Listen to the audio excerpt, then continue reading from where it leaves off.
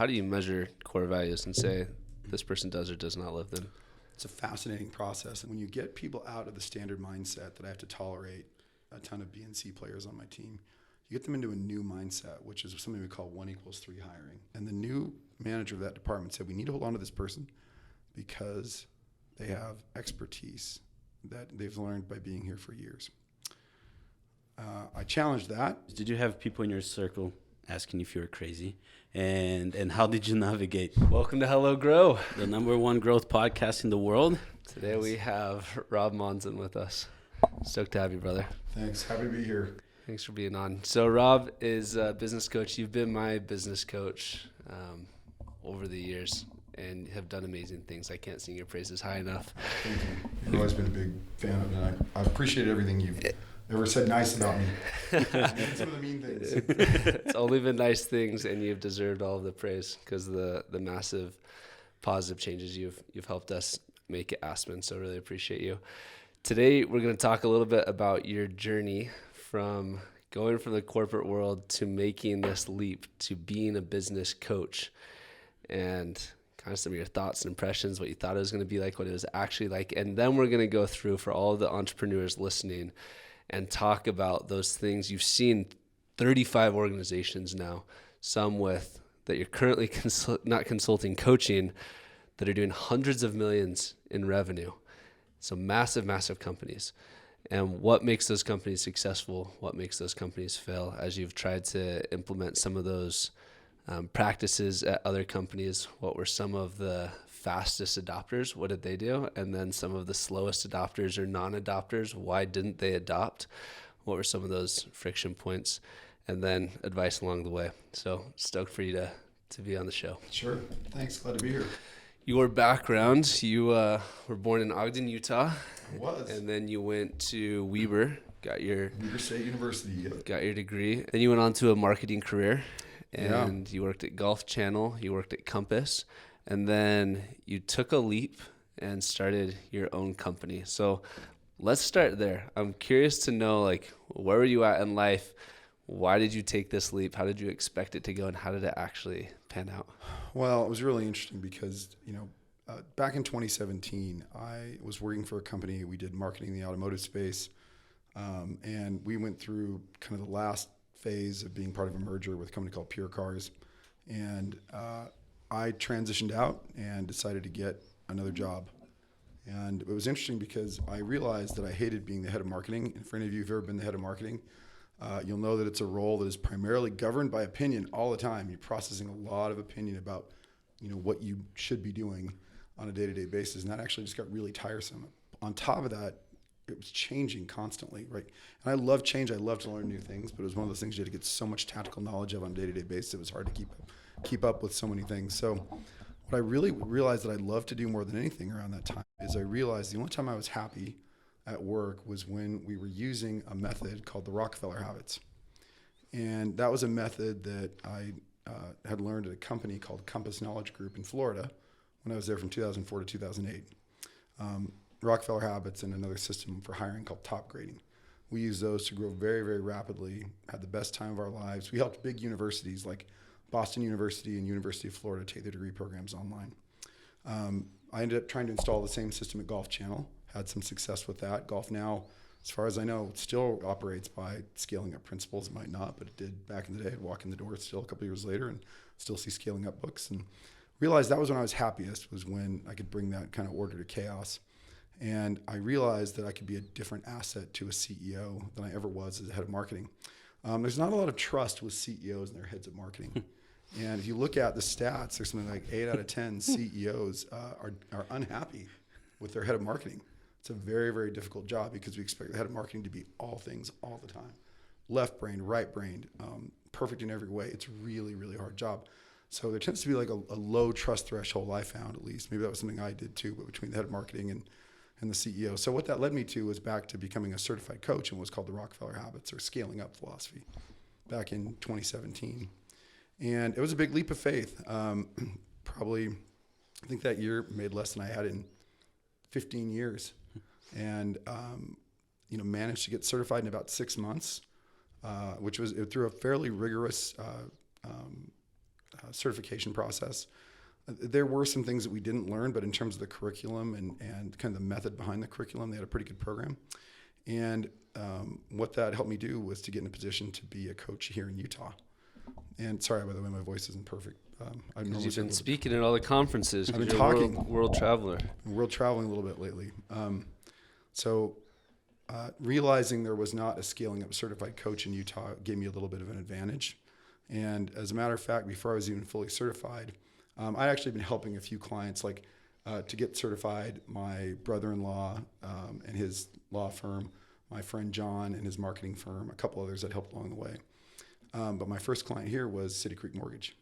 And their founders, one of the founders was in Entrepreneurs Organization, EO, for those of you who aren't aware of what that is. And that's a group of CEOs that meet as peers once a month in a forum and talk about the most critical things. So it's support for all entrepreneurs. And one of those two was a member of EO and was at the time reading Scaling Up. And that's when they brought me into. They said, we need a coach to get all this in place. And they looked online, Scaling Up website, found me, and then found me on Facebook and said, hey, we'd like to talk to you. And Toby Roberts said, she would probably say this to this day, that she said, oh, I'm going to eat him alive. Toby's one of the nicest people to ever meet, but she thought he's way too nice for me. And I guess she learned a little bit differently over time. But and Toby and Mike are great friends to this day. Love them forever. And they were really kind of the first key client that took me into EO. And from there, I met a lot of other great people like Ron Nielsen of Ubic, Mai Win from Sapa in downtown Salt Lake, and was introduced to several others. And so within a very short period of time, I'd say about 9 months, I had almost a full book of clients, which is actually fairly rare. But I had some good fortune along the way of really getting introduced by a couple of very influential people in Mike Roberts and Ron Nielsen with their EO forums. Ron happened to be in like 2 forums, so that didn't hurt. And one of the things that, early on as a coach, I remember that I had to rely on a lot of the materials that they gave me to be a coach. And a lot of them were even paper-based back in the day, like how did people fill out sheets instead of even Post-it notes, because I was so scared of kind of operating the system and the methodology on my own. I kind of feel bad for those early clients that had to deal with some of my inadequacies as a coach. And there are so many ways I would teach another coach how to do it now, knowing what I know. But they worked with me. They were great. And, the principles we implemented, they did the same thing they did previously, which is they really helped them get from point A to point B. And it's a whole operating framework that we put in place. It affects people, culture, strategy, day-to-day execution, and cash flow. Managing all those decisions around those things, and if we do them correctly, it scales the company dramatically. And it affects everyone, but it starts through the lens of the CEO and the leadership team. So, what I thought this was going to be, and you asked a question, what do you think it was going to be when you became a coach? I thought I'd be spending most of my time on strategy and execution. And what I found is that about it's more like 60% of the job is people. It is very much a people-based job, which surprised me a little bit. Yes, I'm a coach. I would interface with people. I thought I'd be more teaching and honing in on process and system.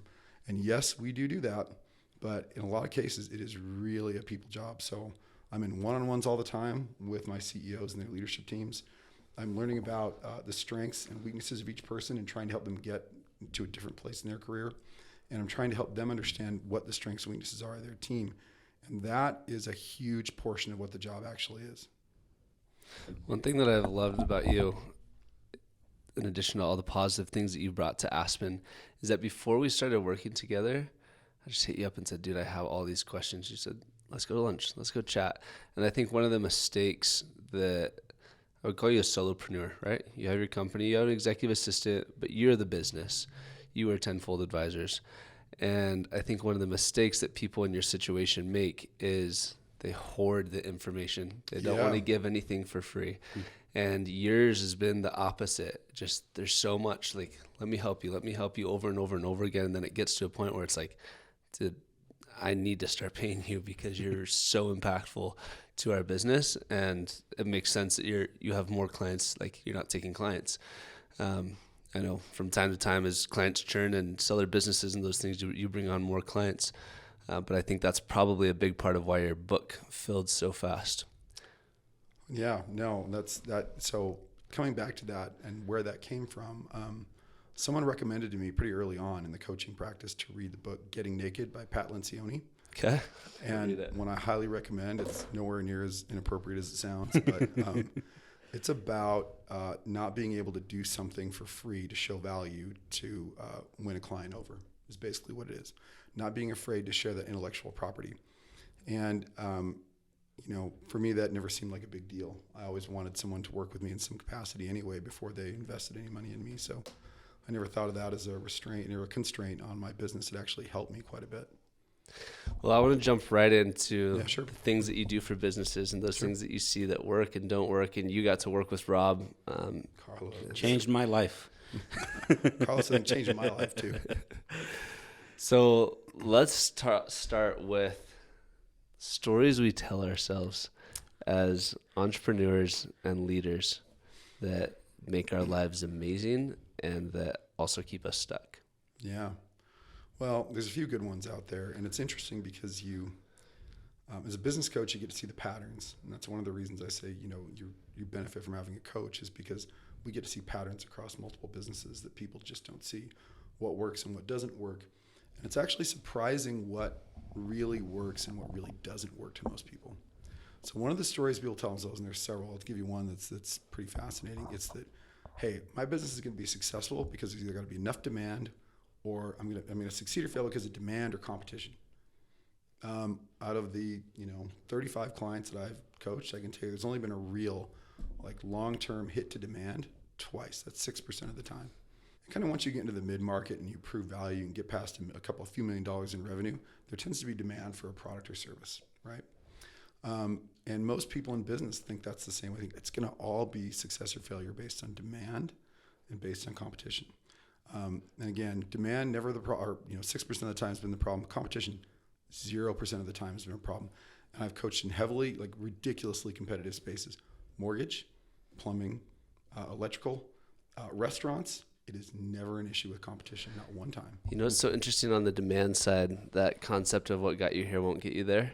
Yeah. And when you're starting a business, so many businesses don't get off the ground because there's not a demand. The problem that they solve doesn't actually exist in their client's mind. But you're saying that once you hit the 7-figure threshold, you've proven that there is demand. Stop focusing on that and focus on what instead?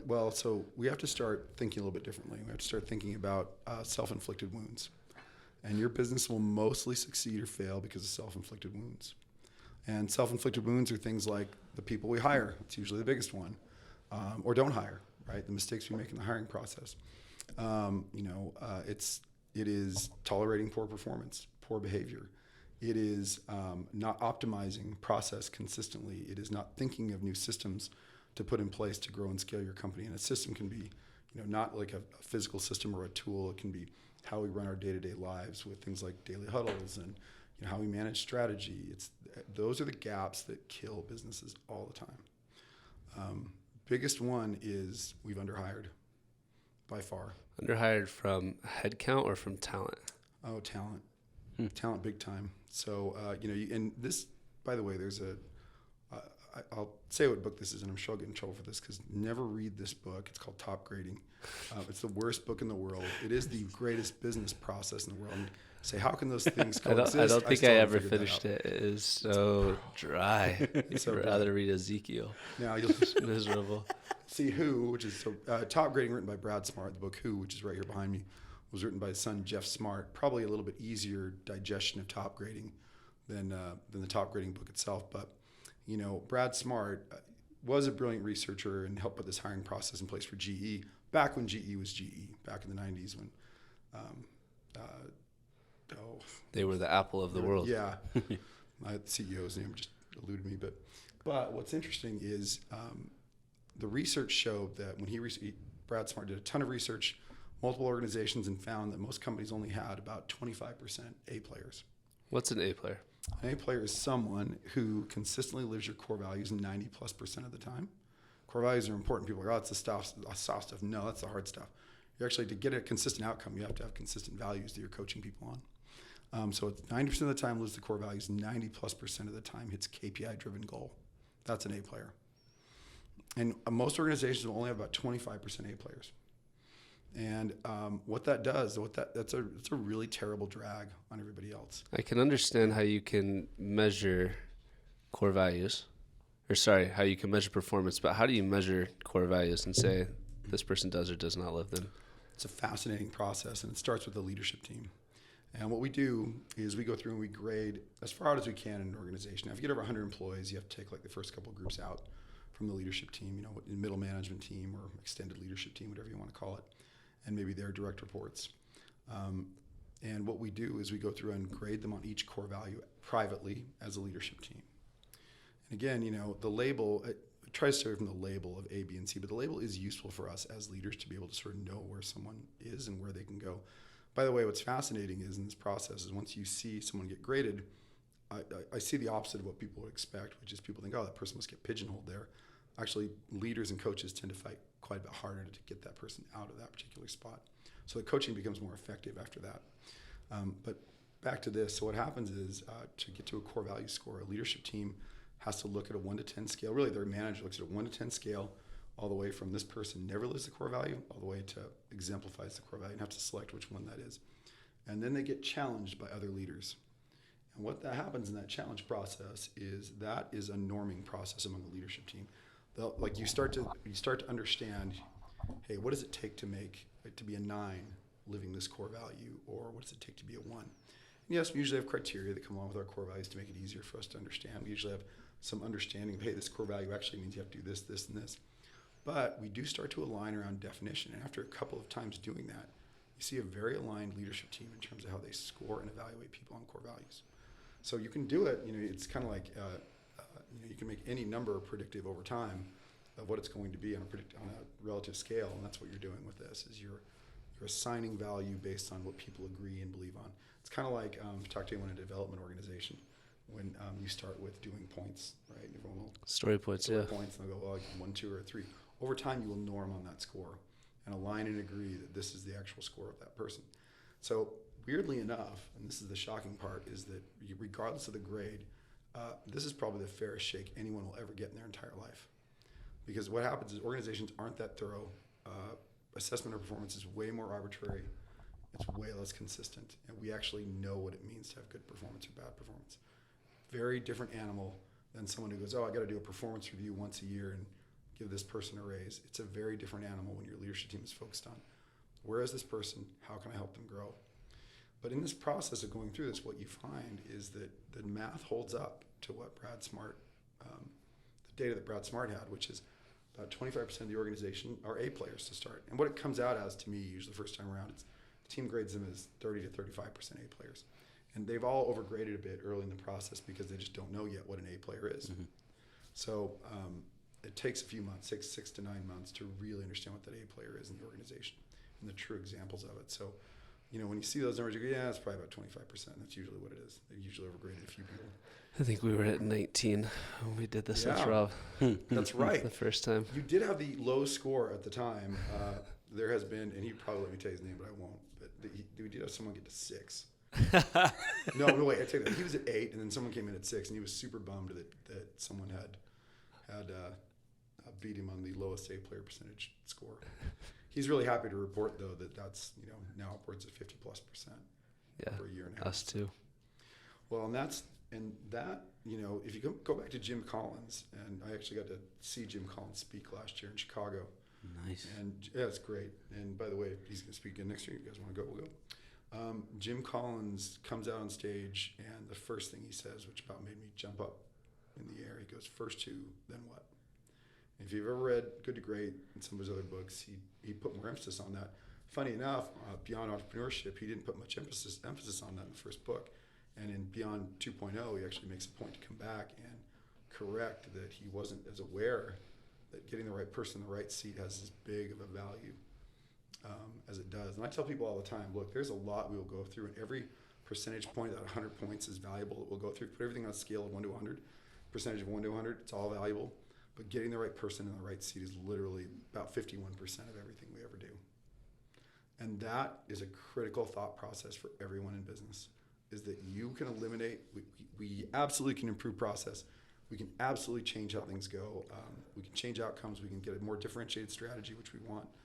But the biggest, fastest path from point A to point B is to look at my team honestly and assess them, coach them up to A player status, or get in team members who are A players. Because here's what happens when we get people who are A players. It becomes the best day of everybody's life. And I saw this when I was at Compass. I loved working at Compass. I mean, we had no drama. We had no politics. We always used to say DDSS, don't do stupid stuff. And we didn't. I mean, I never heard on a day-to-day basis because of the communication rhythm that we haven't really talked about yet, but we communicated pretty consistently in our meetings. And what that meant was you never heard anybody say, I never heard that before. I mean, I literally I couldn't walk down a hall in Golf Channel without someone saying that to me. Sorry, Golf Channel. I love you still. But point being, that's a very big difference when you think about an organization that is disciplined people, disciplined thought, disciplined action, has a group of A players working together. It's the best day of everybody's life. They're going to be higher paid than everybody else. They're going to be paid for the value they create, right? As opposed to other companies that have weird artificial wage scales. Paid for the value they create. We're going to have to hire fewer people because we actually have a team of A players that can do more. We're going to have less drama and stupid. So how do you manage this? You go into an organization that has 19% A players or 25%, whatever it is, and the business has got some drama, they've got some baggage, having some tough times, maybe at break even, losing money, maybe making a little bit of a profit.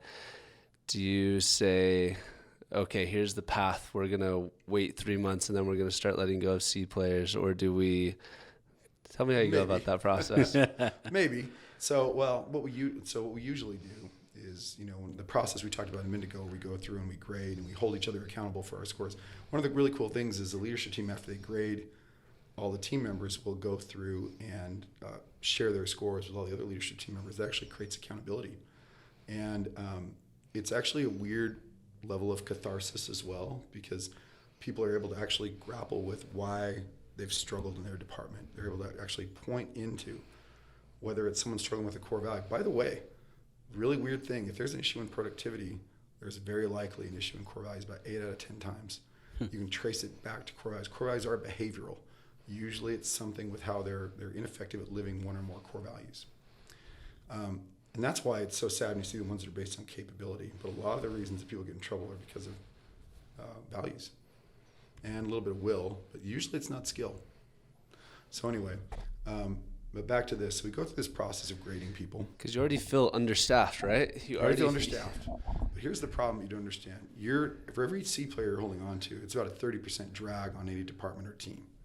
It's not helping. Just having a warm body is not helping your company. Oh, and I understand there are going to be people that say, hey, we've got to hold on to this person because there's no one left to fill the seat. No one will work this weekend. I get it, right? I get it. You're going to have to work. Yes, if there's 1 or 2 people, you might have to think a little bit differently just to get by with sanity. But I still, in 7 years of doing this, haven't heard anybody say, well, I really wish I would have held on to that C player longer. Without being remotely, so we'll go through this process. We'll actually see where our team is graded. They'll go through and review the grades, and then they'll commit to a coaching action for the next period, whether that's we're going to grow them, we're going to coach them on core values to get them up to where they need to go, and hopefully that lifts their productivity. They get productivity coaching. We put them on a performance plan. We terminate. All those things could be options. And if they're a C player, in a lot of cases we have to ask the coach or the leader, what are you going to do? Right? What are you going to commit to the rest of the team, and we're going to hold you accountable to? If they're a C player, they have to, in a lot of cases, they'll say terminate or put them on a performance plan. And that's pretty tough for a lot of people. It's very hard. We care about people. We care about their livelihood. We don't want to be cavalier with their livelihood at all. We want to be able to support, grow, and coach people. But if they've toxified the organization for X amount of time, and there's a lot of people that do, by the way, the opposite of that, and Brad Smart's research is about 25% of most organizations are filled with C players. So 25% A's, 50% B's, 25% C's. And every C is a drag. It's weirdly consistent. You'll see it be 30% drag on productivity. When that person gets removed, productivity automatically goes up. And that's because of morale, and also people are doing that person's job. Correct. Good. Yeah, exactly. That's because what's happening is we're always stepping in to make up for where this person is not doing their job, or their behaviors aren't in the right spot, or they're just dragging down the team because of their behavior or morale. A good example of this, I had an accounting team once that we actually had two. It's interesting. They had a person in accounting for a long period of time. Nice person, loved him to death. Wasn't very effective at the role, unfortunately. And it was kind of, you can have people that they're unintentionally violating the core values, right? It doesn't mean they're a bad person because they're violating the core values. It just means they just can't always do it correctly. They can't always live by those values. They're just not built that way. They don't see things that way. Someone was very productive. I mean, he wasn't very productive, and we finally actually got, we had an A player on that team. And by the way, the reason you have to move on quickly from C players is because they're going to repel A players. So we're not getting one, but 2 A players on that team. And the new manager of that department said, we need to hold on to this person because they have expertise that they've learned by being here for years.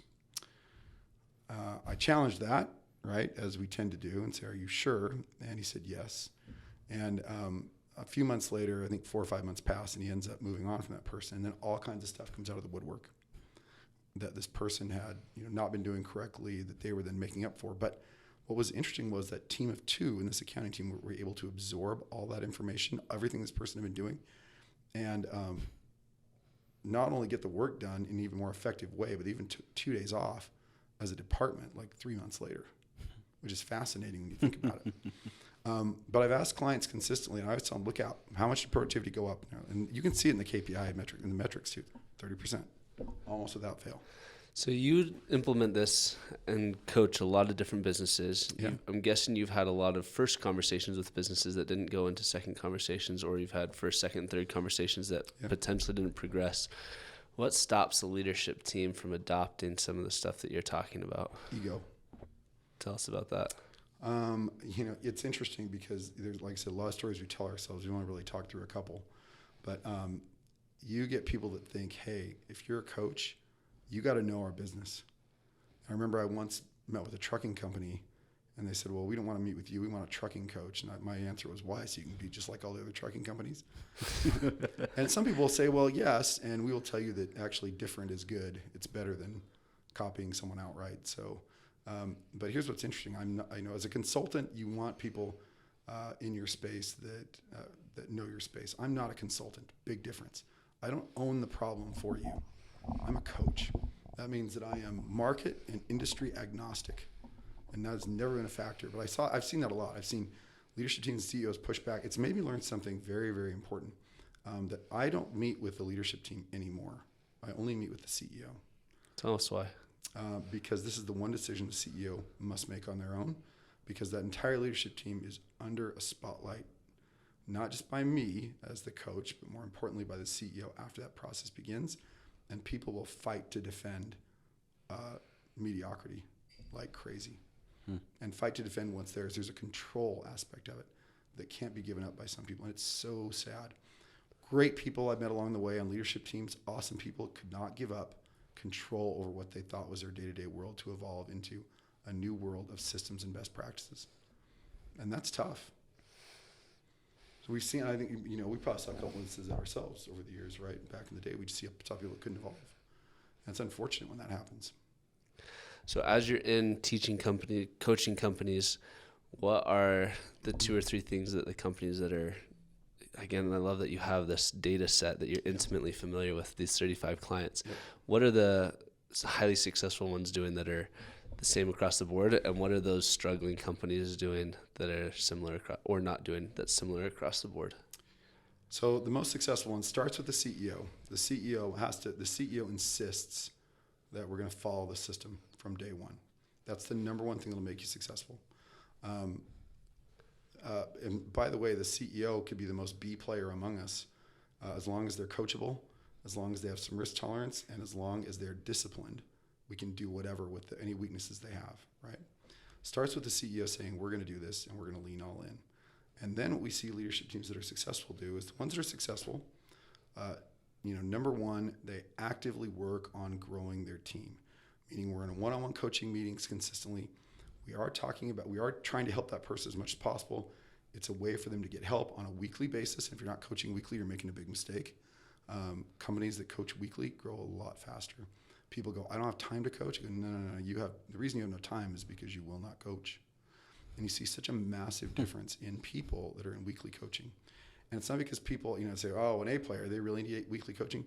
A players respond great to getting aligned on a weekly basis to priorities, KPIs, and what must not be done. And don't underestimate that, by the way. It is what must not be done to be successful that week that makes us good at prioritizing. That has to usually be aligned by supervisor and by team member to be effective. So we see companies that do one-on-one coaching very effectively. We see them, they know and understand what their A player percentage is. So all my teams know what their A player percentage is down to the team level. Everyone has an A player percentage goal on the leadership team. Based on where they are today, they've got to grow to here by the end of the year. So they're 25%. They got to be to 50% by the end of the year. Those are the companies that tend to do very, very well, particularly in year one, because really year one is about just process, systems, and getting the right person in the right seat, more importantly. Beyond that, the ones that you'll see successful, so the ones that are successful, they will follow a top grading process. So again, very thorough interview process. We install that very early. They will not tolerate poor behavior, right? So what happens is the plight of small business is that we tend to tolerate people that violate our core values if they're really performing well, right? I mean, that goes, oh, this person's a great salesperson, right? Therefore, we have to put up with their antics. And we realize what a true A player is, which, by the way, the A player changed the definition of what's possible. So when we hire a salesperson in top grading, then suddenly you realize that salesperson you've had in-house for the last couple of years is really a B, probably more like a C, because of the way they're treating people. Then suddenly we're very open to being able to move on from that person. So we're trying to give people an excuse very long to hang on to someone who's toxic in the organization. So those that move on from toxic people, those can follow a simple rhythm. Company has a handful of priorities. They have data to be able to use to see if those priorities are effective, meaning they can pull KPIs regularly, and they have a very consistent meeting rhythm where they meet and touch base often so that we make sure that we're on pace to hit our priorities and KPIs. Tell us about the other side of the coin, those that are not growing or staying stagnant. Well, I mean, so dysfunctional leadership team, right? And again, we talked about that for a minute, meaning they don't trust each other. They don't even talk in a lot of cases if they're dysfunctional, right? You can see even really highly intelligent people cannot even get the words out in a leadership team meeting. 5 Dysfunctions of a Team, by the way, is the one book I'd recommend everyone read at some point in life, because I wish I would have read it earlier, just knowing my role. And what you have to understand when you're on a leadership team is you are a member of the leadership team first. You're not an advocate of your team first. You're a coach of your team. Big difference. You're an extension of the will of the organization, a living embodiment of the core values. And that's a very different animal when you think about it and process it for a few minutes. And if leadership team members have problems with that, you will have a dysfunctional leadership team, meaning they cannot get results consistently because they can't have healthy conflict, they don't trust healthy conflict, they can't commit, they don't hold each other accountable, and therefore they fail. That's number one. Number two, they won't commit to really actively moving out C players in the organization. One of the things I say all the time, it's like, hey, if you have a highly functional leadership team, you move out C players and you do consistent one-on-one coaching, that's more effective than 1,000 employee surveys in terms of the impact it makes on people's lives. Because it really, really is. Like an A-player leadership team, they're cognizant of the core values. They treat people well.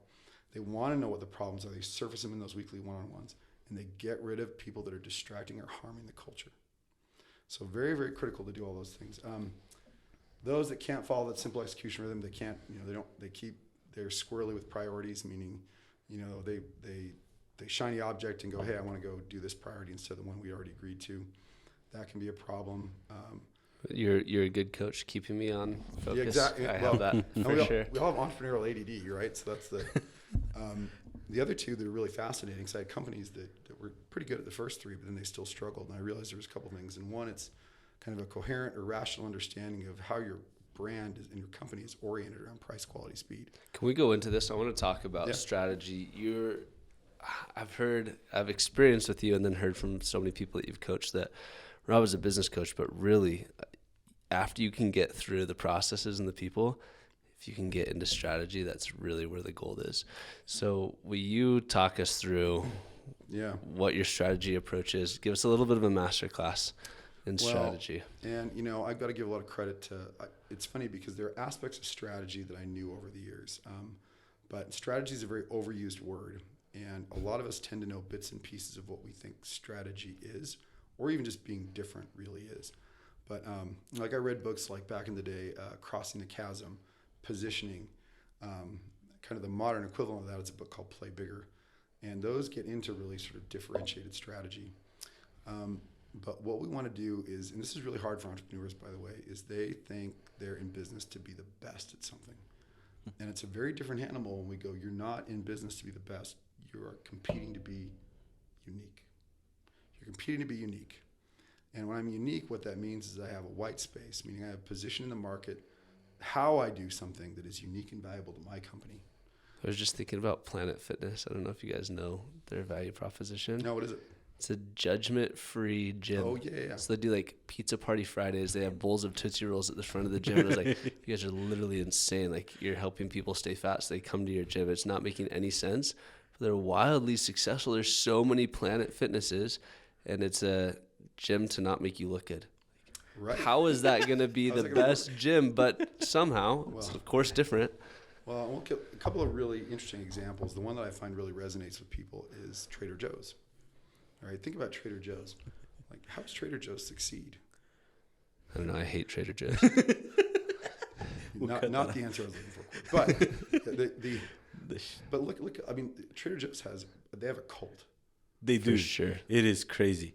It's crazy, and a We'll strategy drive that result- miles and miles to get to a Trader Joe's. Oh, totally. Well, so keep this in mind, entrepreneurs, CEOs, and strategists, that any strategy that results in a cult is a good strategy. But strategy to them is not just a plan to get from point A to point B, it's how they're different. So when we say, okay, how is Trader Joe's different than a Walmart, for instance? Well, they have very small stores. Mm-hmm. They only have a handful of SKUs, right, in each aisle. Their shelves are short shelves, right? They're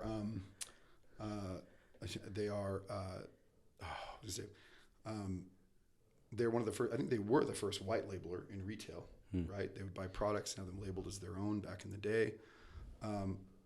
They have a very unique growth strategy that is focused on the number of, rumored to be, by the way, because no one can really verify this for sure. But if you look at the ones in Utah, probably pretty accurate. They select locations based on the number of degree holders in an area. So number of bachelor's, master's degrees. Makes sense if you think about Joe, who was the original Trader Joe, Joe Colomb, I think is what his name was. He started this business because his parents were university professors, and he wanted to give them an opportunity to get fresh fish and wine at an affordable price. And Trader Joe's, by the way, we talk about price, quality, speed, and strategy. They're oriented around quality, affordable, right? Or affordable quality, but it's really quality first at the right price. So price is sort of the second variable they manage, and then they intentionally suck that quality. And they're not bad, or not speed. Speed. Excuse me. Thank you. At speed, and speed can be interpreted as convenience, or speed of delivery or availability. And what happens at Trader Joe's? They stock out all the time. It's a limited product selection. It actually becomes a strength because you have to buy here, and that's when your weakness becomes a strength. People know they got to buy it, or they're not going to. You got to get that Kringle pastry right in that visit, or they won't get it the next time. So that makes them. But think about that: highly successful. I mean, can you imagine? Like, I don't think there's ever been a Trader Joe's incur a layoff. As a matter of fact, I have no doubt they'll be just fine in a recession. They'll be like recession-proof. They're not going anywhere. That's differentiated strategy. That means I don't have to be Walmart. I can be in retail. I don't have to be Walmart. I don't have to be Kmart. I don't have to act the same way. I don't have to do the same thing. But I dang well better know where I'm going to trade off. I got to know what I'm going to be really bad at to be really, really great at the value I deliver. And that's what we mean by price, quality, speed, which is usually there's one outcome in the mind of the consumer that we're known for. There's a variable or value that you manage to get to that point, and there's one that you're really bad out of those three. So one of the fun things we do early on is we try to figure out in any business, what are you? Are you price, quality, speed? And you think, well, everybody knows that. Nobody knows that. We're all three. We're all three. Tries to be. We're the best. That. And it actually gets into this really deep discussion. And what we have to eventually get to is we go through a very, very fun but challenging process of looking at what are the market attributes that are important to all the consumers in the market.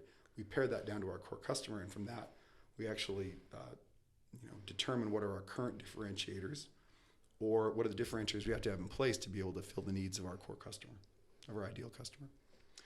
And that process is a process of putting in place 3 to 5 how-tos in a business that are fundamentally, when you tie them all together, they make them unique. So again, a how-to, it's white label purchasing, right? You say, well, everybody does that. Yeah, but they don't do it on a small footprint. They don't do it on a weekly stock out, right? Those are our differentiators, right? If you look at a company like Crumble, some of the differentiators are pretty interesting, right? The rumor is they have a couple hours a week of weekly team training. They have a weekly rotating a weekly rotating cookie menu. And then so many team words. And then they have the social media worthy brand, right? And those things make Crumble kind of fundamentally unique. That's the unique recipe that Crumble acts by. So all my clients over time have this unique recipe that they fight to over time. So we don't just get operationally better with our planning that we put in place. We get incrementally different. And what that means is we are impenetrable from the competition over time, meaning you cannot take us out. We might get, recession could hit, we get hit a little bit. We're not going to get hit like anybody else. One of the clients that did have a demand issue that I was mentioning earlier, it's interesting because they had a real systemic hit to demand, but we had built up so much in that company that it really didn't hurt. I mean, it hurt, but it didn't hurt compared to everybody else. There are whole companies that got taken down because of that, and yet we were fairly well off compared to everybody else. So it's amazing what you do when you get a differentiated strategy, A players, disciplined execution allows you to keep cash flow running, where you're banking cash consistently. Boy, does that make a big difference in how to grow a company. Have you ever had an instance where you said my work here is done at this company? It's never done. It's never done. No, I mean what's interesting is you can always work on something, right? You can always improve on something. And yeah, there are times when you kind of can get to the point though where you're like, okay, it might be a little bit monotonous because we're getting good at a lot of things. Like most companies will get to where we need them to go in about 36 to 48 months, right? So after that, it might get a little bit monotonous, but there's some it's not. Like I've been with one client, Ron Nielsen at Ubix since the very beginning, and we always find fun stuff to work on every single month, and we always grow like crazy. We're having too much fun, and that's why you just keep going. We had too much fun. I had lunch with Ron, and it's cool to see these companies that, I don't know, Ron's a pilot. Like you have companies and CEOs that you're coaching that have their own planes, have their own empires, companies that have had multi-$100-million exits because of, obviously a lot of things, but you were their coach through that process, which is really cool to see and gives a lot of validity to your words. They carry a lot of weight. Oh, thanks, man. Appreciate it. I have just two more questions left, but Carlos, do you have any before I have a couple wrap-up questions? I do have one question. Well, two actually. One of them is kind of what we're talking about. So you're working. I read this in Portuguese, and then I wanted to translate it to English, and I wanted to get your opinion on it, Rob. So it goes like this. Don't try to save money on intellectual capital. This is one of the laws of business. The mediocre wants to have the best by his side, but pay very little. Who wants to eat filet pays for filet. You don't eat filet by paying for skirt steak. Share wealth so you don't have to share poverty. And you talked about that a little bit. I wanted to get your thoughts on this. Yeah, well, it's interesting. When you get people out of the standard mindset that I have to tolerate a ton of B and C players on my team, you get them into a new mindset, which is something we call 1=3 hiring. So I never talked about it this way originally, but 1=3 hiring says I'd rather have one great person than 3 good people, and I could pay that one great person up to 2 times their salary, and I'm still winning. That comes from the Container Store. Container Store's kind of fallen on hard times because market demographics have just changed over the last few years, but they were successful for about 45 years. And growing like crazy and doing their own thing. And even during the downturn 07, 08, they only had to give everybody a 10% reduction in salary and still moved right along, which is fascinating. But that's their philosophy, and it is a wildly smart philosophy for hiring. So what we'd rather do, yes, is wealth distribution. The nice thing is I'm fortunate that I work with CEOs and leaders that are very much into paying more for their team. They would rather we'd rather hire fewer people, pay them more money, and that doesn't mean those people are overworked. Again, if you have a big percentage of A players around you, you're going to get more done, and you're going to economize and optimize output a lot faster than with the C players dragging you down. And it's so much less drama and more enjoyable for all your team members. So much less drama, so much more enjoyable. But yeah, I would say that, probably the biggest testament to all this is if you go back to when, supposedly we had the Great Recession. And I say supposedly because, yes, I know there were a lot of people leaving jobs during, was it 2021 from like April to August or September. But, Carlos probably remembers this back when we would do the operations mastermind with all the ops leaders from all my company. I got to restart that again at some point. But what was interesting was we'd have people come to that meeting all the time. And I go, who's leaving? Do we have anybody at risk? Nobody's leaving. Nobody. Because nobody leaves an A-player team. Nobody. And that's because you're already well compensated. You're already having the best day of your life at work. I'm never going to leave. Like it was almost a myth to us at that period of time that it was happening around. It's like, really? It's not happening in our world. So fascinating to see it from that perspective, and showed the true value of wealth creation is over time these people are have met their dreams too as well compensated personally or professionally, so they can live out their personal dreams. They tend to get more vacation than everybody else, can do more with their time because they're part of A-player teams. Can you say that math? I've heard you say it so many times, but I love it. The one person, one great person is better than 3 good people, and I'd rather pay that one great person up to 2 times the average salary for the role, and I'm still winning. I love it. That's a brilliant way to think. Like I said, this comes from the Container Store, and it really hit me that that's kind of the essence of the top grading philosophy. Top grading says exactly that. Hire fewer people, pay more. And that goes back to a Google study as well from 2015 that was pretty impactful as well in terms of how we coach and lead.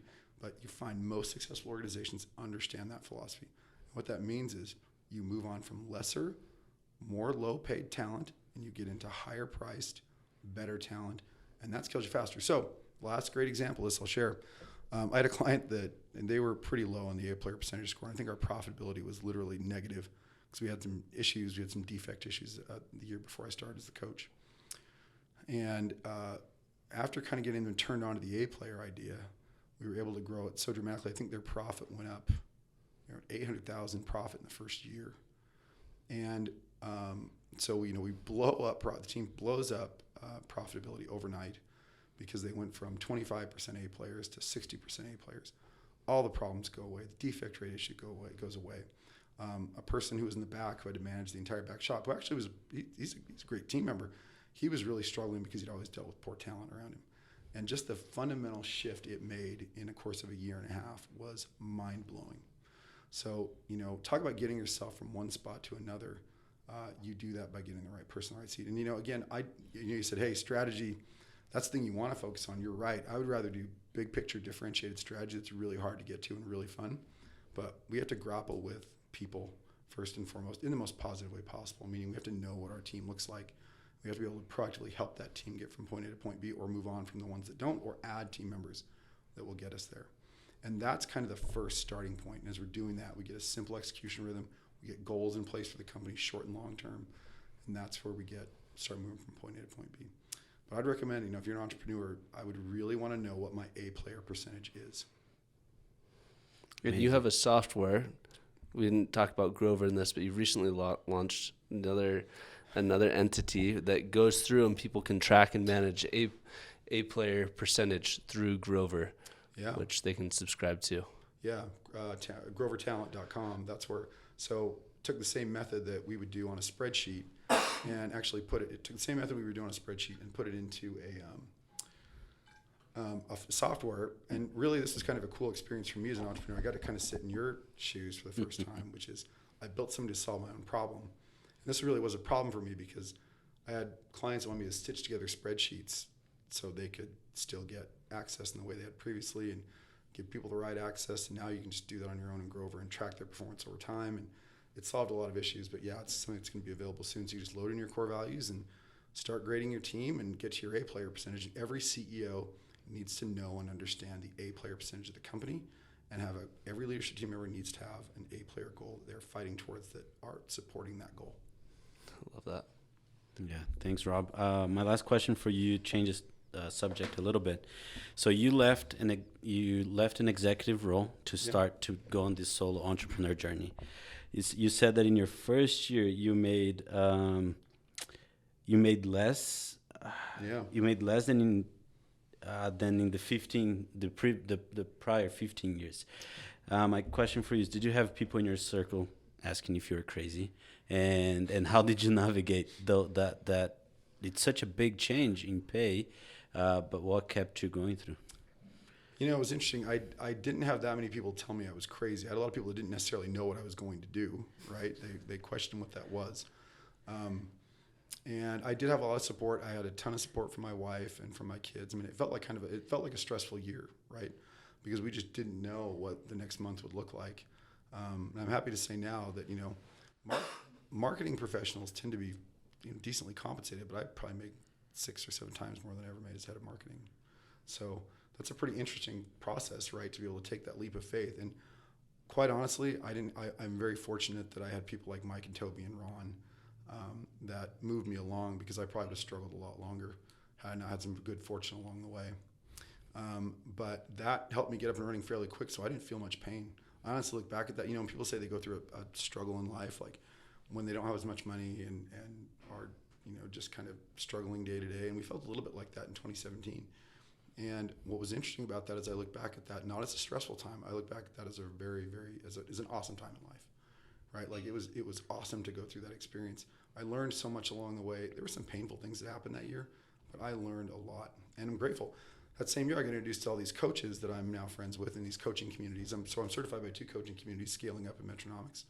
Metronomics is a newer organization, but they kind of sprung out of a portion of the Scaling Up organization. Scaling Up, I got to meet 200 coaches that were instantly a new family to me. And I can't tell you how much that's meant to my life. So I now have a network of friends all over the world, even people in South Africa, people in Tampa, Florida, right? South Africa, Tampa, Florida, Pennsylvania, like all over the world. In Brazil? Yes, actually, I do.